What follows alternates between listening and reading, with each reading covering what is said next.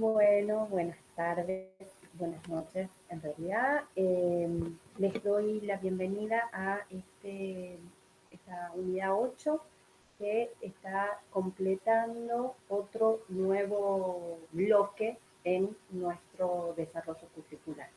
Como ustedes van a ver, o sea, como fueron viendo y sobre todo se vio alimentada la idea en digamos, en el transcurrir de las distintas charlas o entrevistas que tuvo el doctor Pose con distintos referentes, es muy común o es muy importante identificar cómo se materializan esas obligaciones generales que hablamos en un primer momento y que ustedes de una manera muy correcta en términos generales identificaron en el trabajo práctico número 1 que nosotros les dimos, ¿no? Esta idea de cómo esas obligaciones generales en materia de derechos humanos, de proteger derechos humanos, de respetar derechos humanos, de promover derechos humanos e incluso de garantizar esos derechos humanos, van dando forma y sustancia a la tarea principal del Estado en este rol trascendente y definitorio que es el ser el principal garante de los derechos humanos de las personas que habitan bajo su jurisdicción, ¿no? Entonces, en términos generales, esa identificación estuvo muy bien orientada y vamos a ver cómo esa primera orientación o esa intuición que tuvieron ustedes a identificar qué es una acción estatal tendiente a cumplir con esas obligaciones generales en materia de derechos humanos, vamos a ver qué es justamente las políticas públicas, ¿sí? Entonces, esta es la unidad en donde nosotros identificamos esto justamente. ¿Cómo es cómo debería ser o cómo es correctamente elaborada e implementada estas acciones estatales tendientes a garantizar derechos humanos, ¿sí? Entonces, en términos generales, vamos a ver que son políticas públicas aquellas estrategias según la definición que vamos a usar, que es la de Aguilar Villanueva, es esa acción colectiva que está diseñada y calculada en función de determinados objetivos, ¿sí? Y que implica y desata una serie de acciones, de decisiones que se encadenan y se materializan a través de un número extenso de actores. En términos generales, vamos a ver que en cualquiera de las acciones que ustedes identificaron, para retomar un poco los trabajos prácticos, estuvo bien identificado que esas políticas no implicaban una única gestión o un único actor implicado, sino que generalmente o son ministerios o son varios ministerios o es una ley que implica no solamente el reconocimiento de un derecho, sino algunas pautas tendientes a su efectiva realización. Y o por parte, por ejemplo, del Poder Judicial, cuando también diseña políticas públicas, vamos a ver que identifica protocolos o equipos tendientes a garantizar o promover o revertir ciertas condiciones que están obstaculizando algún derecho, ¿sí? Entonces, el objetivo de este encuentro, de este primer video, es que ustedes puedan establecer esa continuidad, ¿no?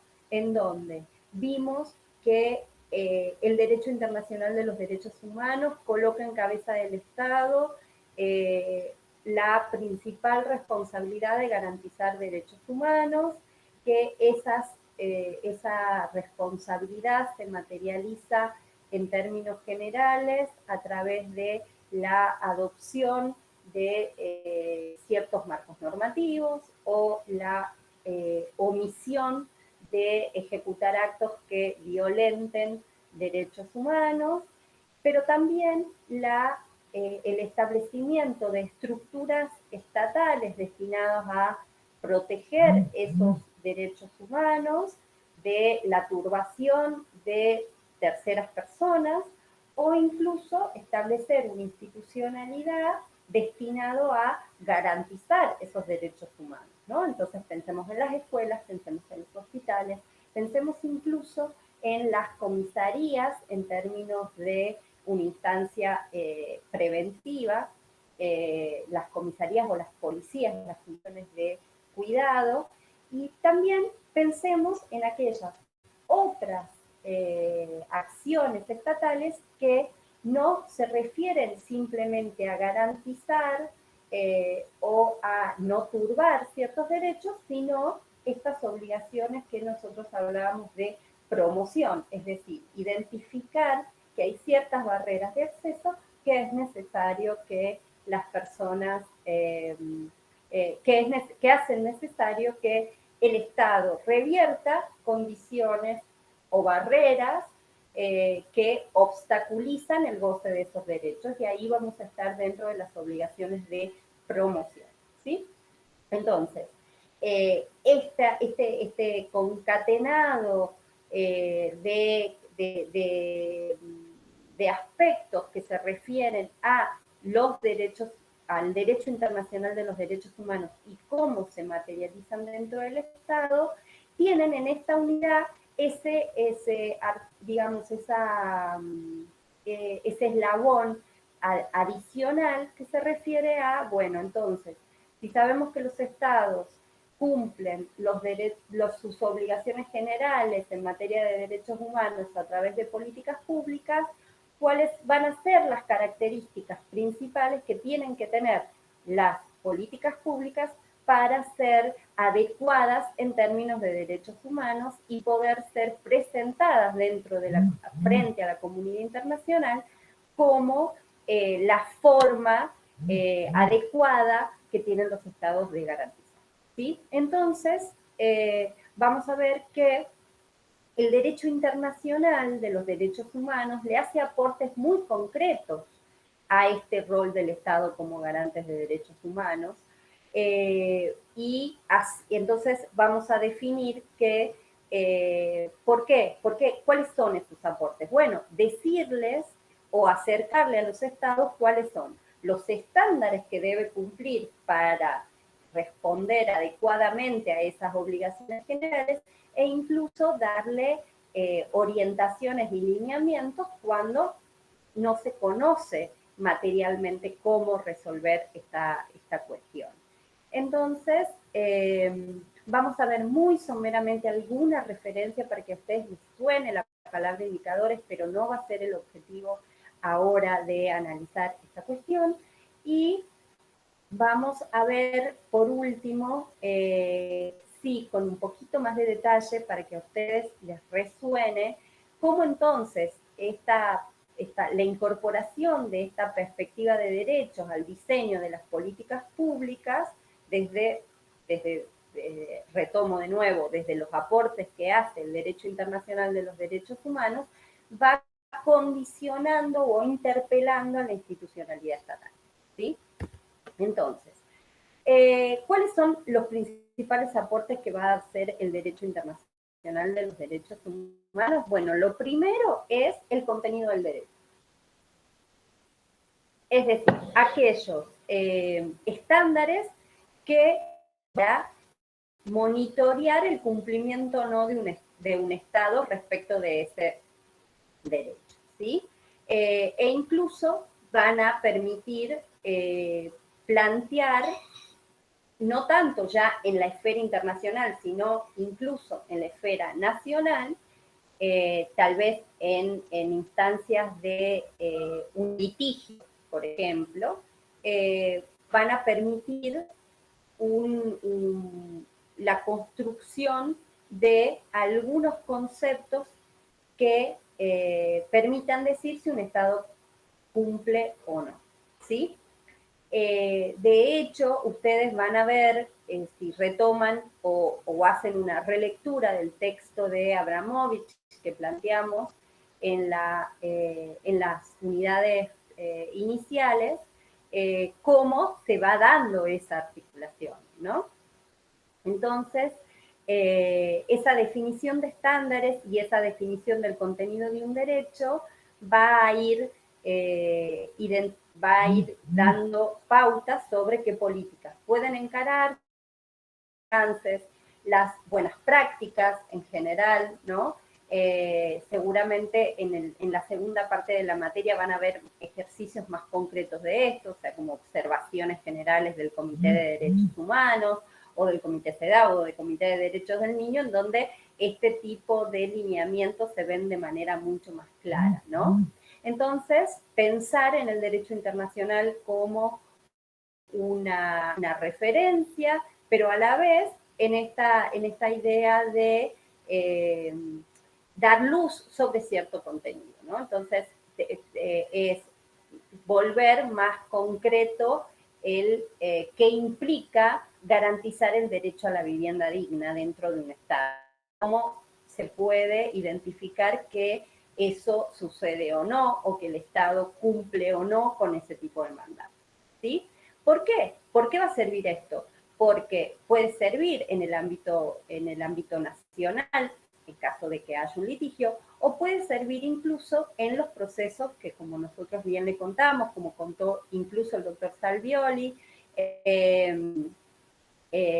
o la doctora Pochak, incluso respecto de esos estándares para las instancias de rendición de cuentas en casos individuales o la rendición de cuentas en casos, en procesos de control y supervisión más generales, como son los informes por países que se hacen en los comités de los tratados dentro de Naciones Unidas, ¿sí? Entonces, por eso es importante que nosotros también identifiquemos la relevancia que tiene en el diseño de políticas públicas los estándares y lo que tiene dicho sobre ese derecho los sistemas de protección internacional, ¿sí?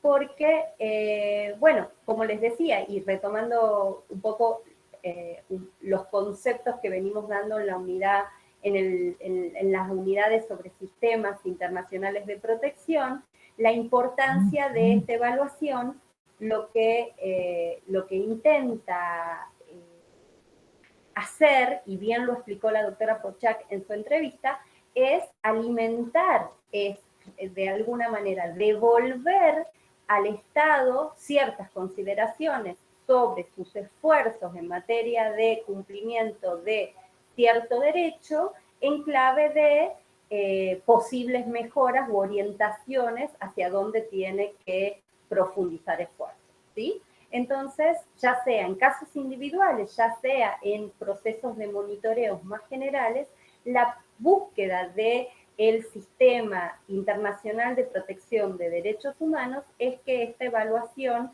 sea un círculo virtuoso, ¿sí? El Estado da una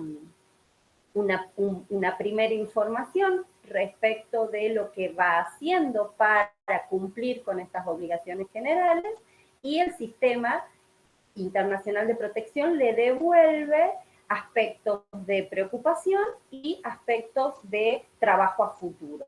En el próximo proceso de monitoreo, eso se retome y se mejore, ¿sí? Entonces, esa es la clave y por eso es tan relevante que hagamos esta unión entre sistemas internacionales de protección, sistema de monitoreo en términos de cumplimiento de derechos humanos y políticas públicas estatales. ¿Por qué? Porque esto que se identifica como un problema tiene que transformarse en la reforma o mejora de cierta política pública o la generación de otras políticas públicas tendientes a hacer realmente vigente el goce de los derechos humanos. ¿Sí? Entonces, vamos a ver que los estándares dados por el derecho internacional de los derechos humanos van a ser aquel conjunto de pautas, principios y reglas orientadores que constituyen la base sobre la cual se fija el contenido de los compromisos asumidos por los estados en materia de derechos humanos. ¿Sí? Y entonces, ¿qué van a hacer? Van a referir a una definición legal que incluye ciertos principios que son el resultado del proceso de interpretación de una norma o de un tratado internacional. ¿Sí? Esos van a empezar a ser los estándares dados por el derecho internacional de protección. Y vamos a ver, como ustedes ya fueron revisando, que vamos a tener estándares dados por sentencias internacionales, que puede ser la Corte, sentencias, informes de fondo de la Comisión Interamericana, pueden ser sentencias de la Corte Interamericana, pueden ser informes de las distintas relatorías de la Comisión Interamericana, pueden ser opiniones consultivas, pueden ser dentro del sistema de Naciones Unidas observaciones generales o informes específicos referidos a países o incluso resoluciones en los sistemas de denuncias o peticiones individuales que hay dentro de los distintos mecanismos. Es decir, estándares puede haber en diversos instrumentos internacionales y todos ellos vienen a dar luz o echar luz sobre el contenido real que tiene una norma contenida en alguno de los tratados de derechos humanos. Principales estándares que vamos a tener nosotros relevantes para el diseño de las políticas públicas van a ser principalmente 7, ¿sí? Va a estar definido en estos estándares cuál es el contenido mínimo de los derechos pensados en términos de universalidad. Es decir, que es aquello que responde a la pregunta de qué es lo mínimo que yo le tengo que garantizar a todas las personas bajo mi jurisdicción para poder decir que garantizo efectivamente, por ejemplo, el derecho a la educación. ¿Sí? Es decir, que van a ser aquellas pautas básicas, mínimas, una línea de base que el Estado tiene que poder garantizar a toda su población. ¿Mm? Otra pauta que también está dada por el derecho internacional de los derechos humanos es que cuál va a ser el límite de los esfuerzos estatales para garantizar ese derecho al que me estoy refiriendo. Y la pauta va a estar dada, la pauta que da el derecho internacional de los derechos humanos va a ser hasta el máximo de los recursos disponibles. Es decir, que los estados van a tener que analizar críticamente cuál es su posibilidad presupuestaria y demostrar que se está haciendo todo el esfuerzo posible para cumplir con ese contenido mínimo del derecho a todas las personas. ¿Sí? Y esto va a ser analizado desde un criterio de progresividad y no regresividad. ¿Sí? Es decir, que esa línea mínima que yo voy a analizar va a partir de una foto que yo tenga respecto de, bueno, hoy garantizo el derecho al desarrollo de mi población con una línea de base del 30% de personas bajo la línea de pobreza. Entonces, lo que yo voy a intentar demostrar es que con el máximo de los recursos disponibles que poseo, estoy intentando que ese porcentaje de la población disminuya y no crezca, ¿sí? Y voy a tener que dar justificados argumentos si invierto menos que invertía este año el año próximo, ¿sí? Ya vamos a identificar un poco más de ejemplos, pero esa es la línea, progresividad y no regresividad. Con un criterio adicional, que es el cuarto aspecto, que es teniendo como principal objetivo promover la igualdad y evitar la discriminación. Es decir, que bajo el objetivo general de garantizar a todas las personas un mínimo de derecho, de ese contenido del derecho que estoy analizando, tengo que procurar que mis decisiones tiendan a que cada vez más personas vean garantizado su derecho a, digamos, el contenido mínimo de ese derecho y no profundice la discriminación que puedo tener como identificado.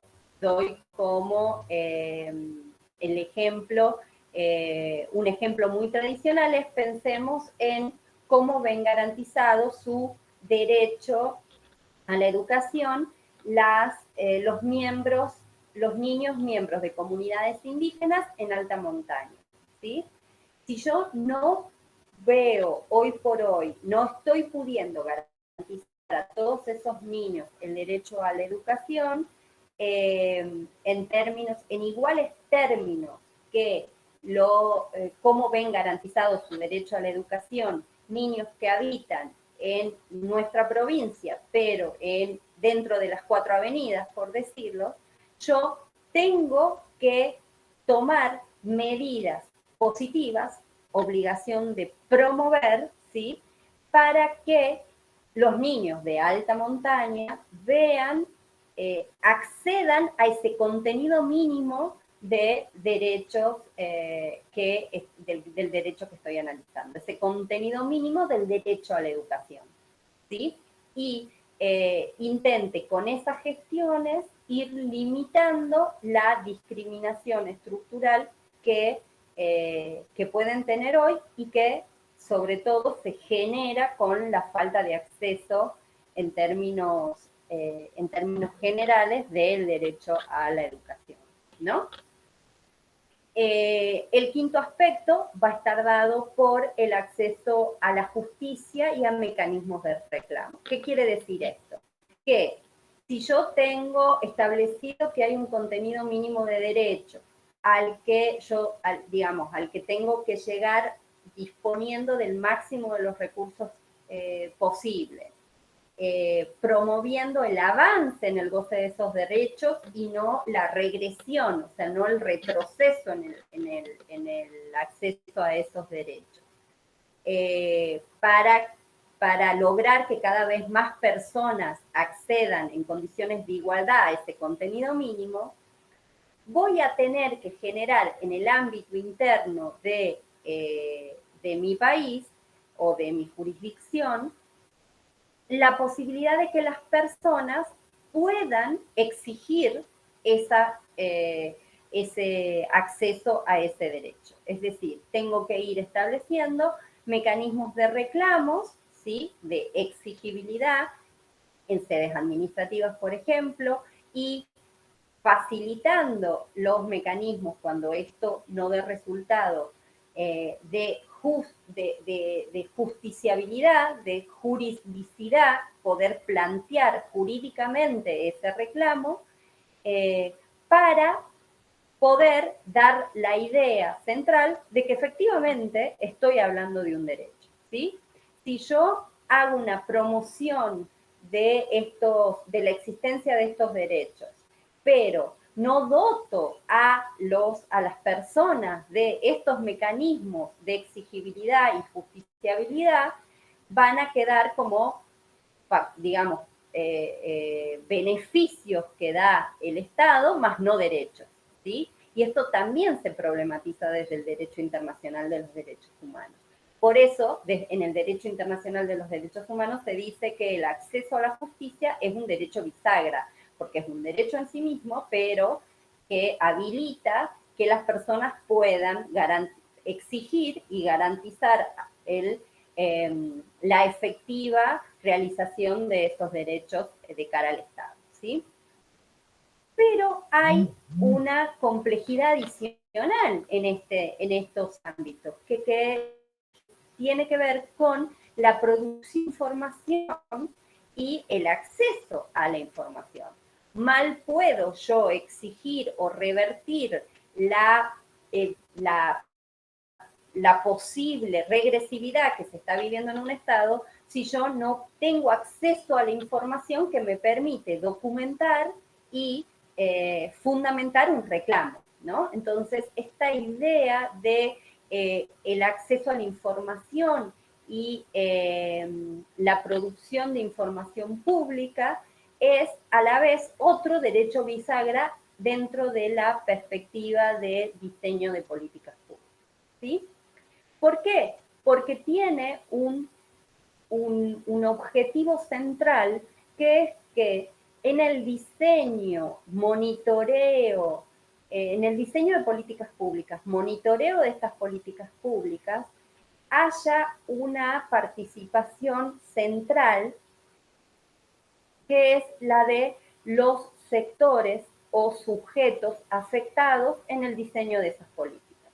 Es decir, que si yo estoy pensando que tengo como Estado que garantizar el derecho de los y les adolescentes a una vida libre de violencia, pueda pensar como parte integrante del el derecho a un pleno desarrollo, ¿sí?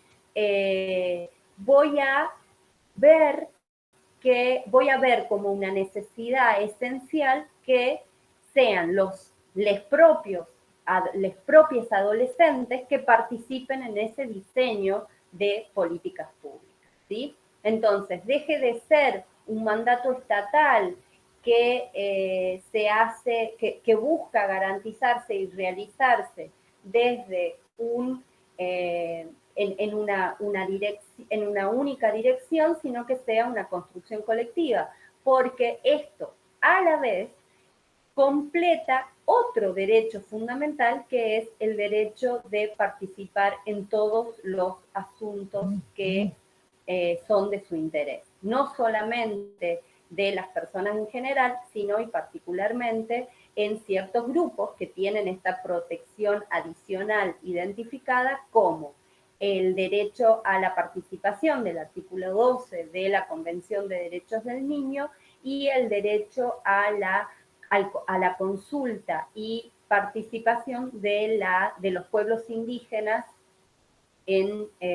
reconocido en el convenio 169, y la participación de las personas con discapacidad en el diseño también de todos los mecanismos o, digamos, acciones estatales a los fines, ¿sí? Entonces, van a ser este contenido de estos 7 principios los que van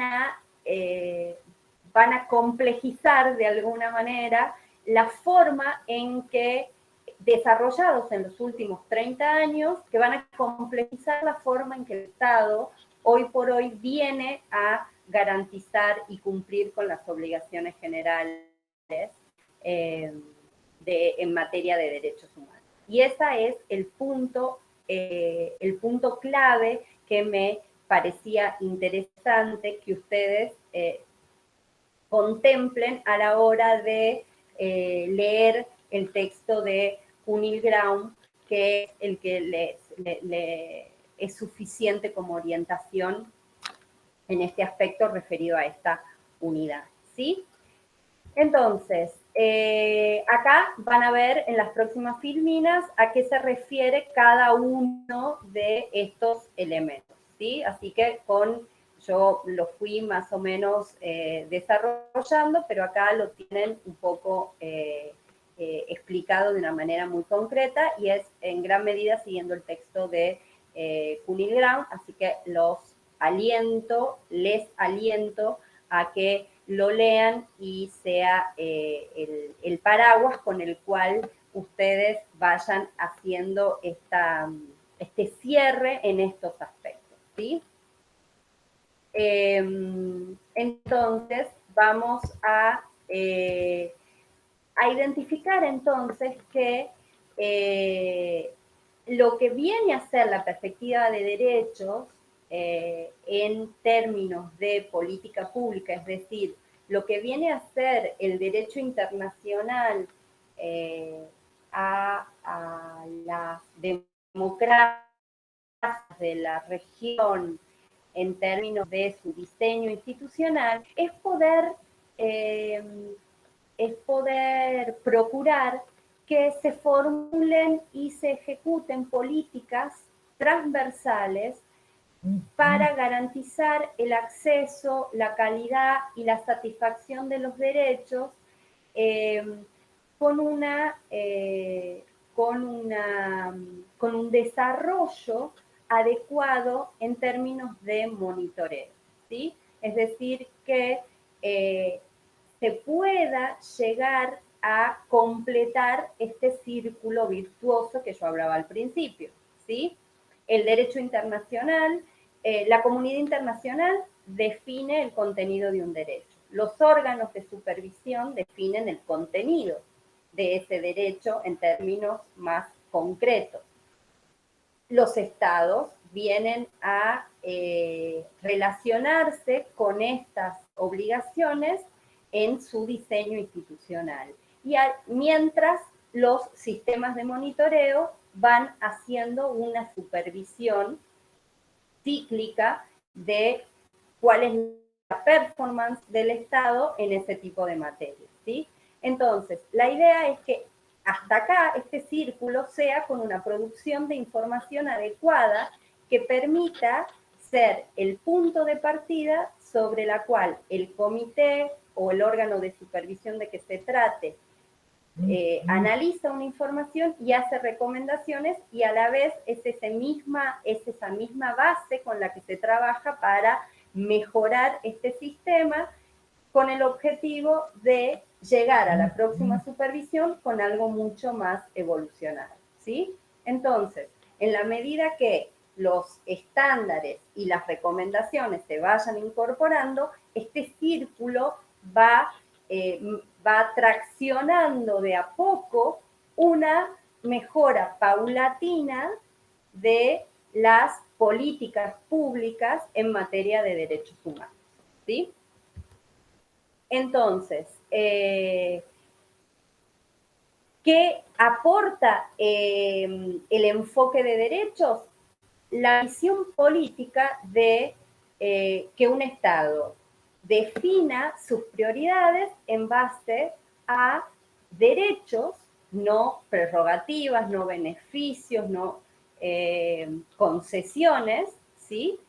Y que vaya incorporando en este trabajo a los sujetos implicados, ¿sí? Entonces, va generando a la vez una docencia de conocimiento de derechos humanos y a la vez va recabando la información o el insumo esencial para ir generando las mejores formas de dar respuesta a a los derechos de que se trata. ¿Por qué? Porque al posicionarnos en la participación de los distintos grupos de sujetos portadores de estos derechos humanos en el diseño de las acciones estatales que van a tratar de realizar esos derechos, lo que voy a evitar es la universalización de un sujeto, ¿sí? Y voy a posibilitar los diseños específicos y especiales que den cuenta de las características particulares de cada uno de estos grupos. ¿Se entiende? O sea, no, es no son ni las mismas características, ni los mismos esfuerzos, ni las mismas barreras las que enfrenta un grupo del el jardín, los niños integrantes del jardín de infantes de la escuela normal, que queda en la Muñecas y Maipú y Mendoza de nuestra ciudad, que los esfuerzos que puede tener el jardín de infantes de la escuela que está en el barrio Juan 23, ni los desafíos que van a tener los niñitos de la escuela de alta montaña de Colalao del Valle, ¿sí? Sin embargo, todos esos niñitos tienen derecho a haber garantizado su derecho a la educación en tanto sujetos de 4 o 5 años que se encuentran amparados por las normas constitucionales y de tratados internacionales en esta materia, ¿sí? Si yo hago una visión miope de alguna manera de estas diferencias, es muy probable que diseñe políticas públicas para garantizar este derecho a la educación de una manera que soslaya que va a tener cada uno de estos grupos, ¿sí? Y eso sí se vio un poco en la devolución, en algunos de los trabajos que vi respecto de las políticas públicas, ¿no? Este ejercicio adicional de poder identificar que a cada grupo al que yo le intento garantizar un derecho no son grupos homogéneos, ¿sí? Y sin embargo, yo como Estado debo poder garantizar el contenido mínimo de esos derechos a todos estos grupos. Esa atención es una atención que nosotros tenemos que tener muy presente, ¿sí? Porque es algo que va desarrollando cada vez con mayor énfasis también el derecho internacional de los derechos humanos, ¿sí? Entonces, lo que vamos a ver, por ejemplo, es que cuando empezamos a tener esta visión de apelar a los derechos humanos para identificar o para interpelar o exigir ciertos estándares en materia de políticas públicas, vemos que se complejiza mucho la discusión y acá tengo acá elegí una partecita del texto, ¿sí? Entonces, vamos a ver que un enfoque de derechos en el diseño de una política pública va a exigir la presencia de ciertos atributos sobre las instituciones que se encargarán de su implementación, ¿sí? Entonces, vamos a ver que se van a exigir cambios en el financiamiento, un diseño especial en las instituciones. ¿Por qué? Porque necesito poder garantizar, por un lado, la producción de la información, la accesibilidad de esa información, por otro lado, la participación de distintos grupos de sujetos impactados o referidos al derecho que estoy intentando garantizar, y eso va a o tiende a identificar algunas inhabilidades en los diseños tradicionales de el Estado moderno, ¿no? Esta idea de que, por ejemplo, la división entre ministerios atomiza de alguna manera las realidades o la vida de las personas que, que se ven impactadas o afectadas o implicadas en la realización de distintos derechos humanos, ¿no? Y ustedes pueden ver estas tensiones cuando se plantean, por ejemplo, existencia de ministerios que son claramente transversales, como el Ministerio de las Mujeres, Géneros y Diversidades, ¿no? Esta idea de que, bueno, a la situación estructural de desventaja que padecen todas las identidades feminizadas en términos de género, las tengo que revertir de manera transversal. Entonces voy a necesitar que con esta visión ejecuten sus programas y políticas todos los ministerios estatales. Bueno, eso es algo que se va intentando revertir en las nuevas institucionalidades a partir de la perspectiva de derechos humanos, ¿sí? Entonces, la idea es que hasta acá lleguemos, tengamos como esta visión general, ¿no? Esta idea propia de los derechos humanos es que cada uno de los derechos son plenamente exigibles para los estados, es decir, que los estados tienen que generar mecanismos de rendición de cuentas que van a poder implicar que existen mecanismos judiciales, mecanismos cuasi judiciales y un control político por parte de la población, ¿sí? La idea de que los derechos humanos son integrales e interdependientes va a introducir la incomodidad al Estado de que no me basta con que un ministerio tenga una perspectiva adecuada en términos de derechos humanos, sino que tengo que tender a una gobernanza más sistémica, ¿no? En donde vamos a tener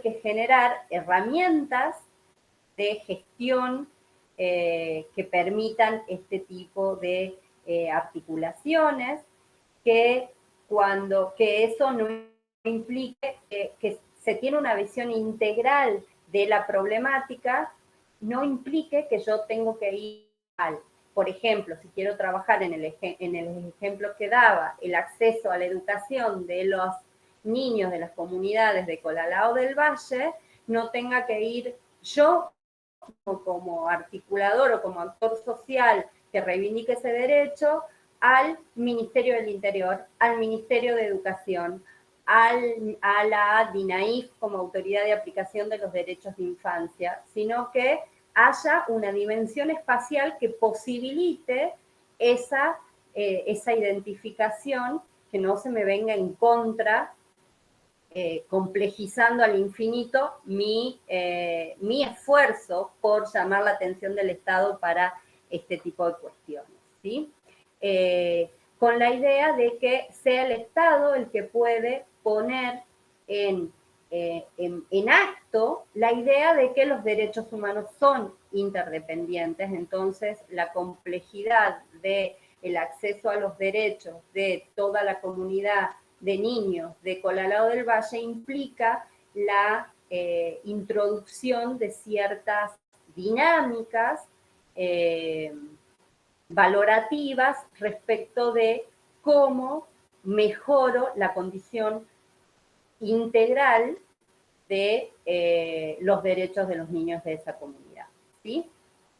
Y imaginen ustedes mismos con los espacios institucionales que hoy hay de participación, todos los que nos faltan, ¿no? O sea, hay que generar lo que la autora habla como un neoespacio público, ¿sí?